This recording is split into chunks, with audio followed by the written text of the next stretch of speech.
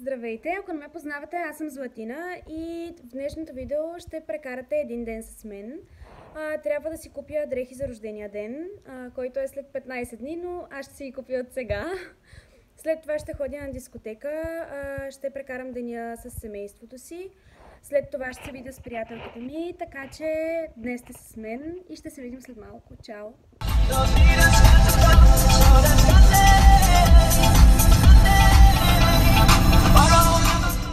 И сега отиваме да видим бате. Мамо, бъртица. Къде да тръгнем? Купих си много хубава кожена рокля. Малко е късичка, честно казано, прекалено къса даже, обаче обиколих целия мой и не намерих нищо друго. Така че ще ви я покажа в някое друго видео. Сега отивам да си намеря обувки и чанта и съм готова най-сетне. Мама си хареса някаква рокличка.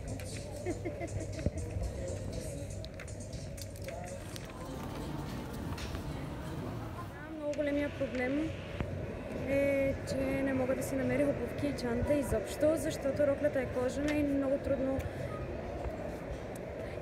ще успея да се съчетая с нещо друго. И в момента си търся обувки и чанта, нищо не намирам. Абсолютно нищо. Просто. Пак не успях да си намеря нито чанта, нито обувки.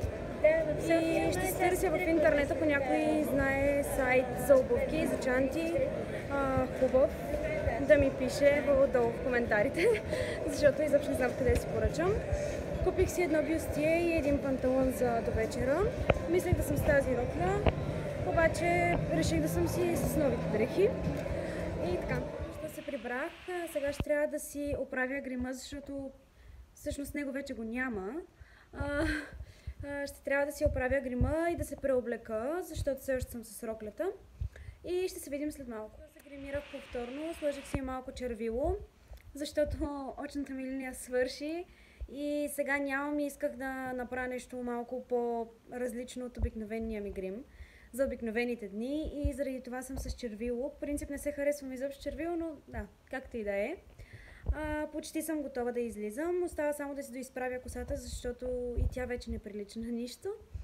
И след малко тръгвам, така че ще се видим след малко. В момента ми е скучно, защото по чудо се оправих доста по-рано. Имам още един час почти и не знам какво правя. И в момента се снимам.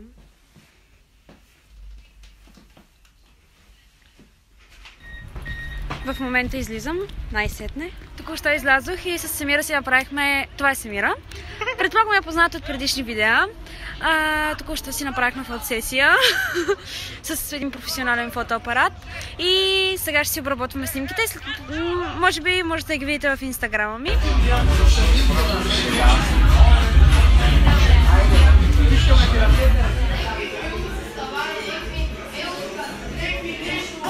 Тук съм, тук и там. Няма как да вземеш от мен, ако не дам. О да, до последния грам. Това е моят цитат, направо ще изям.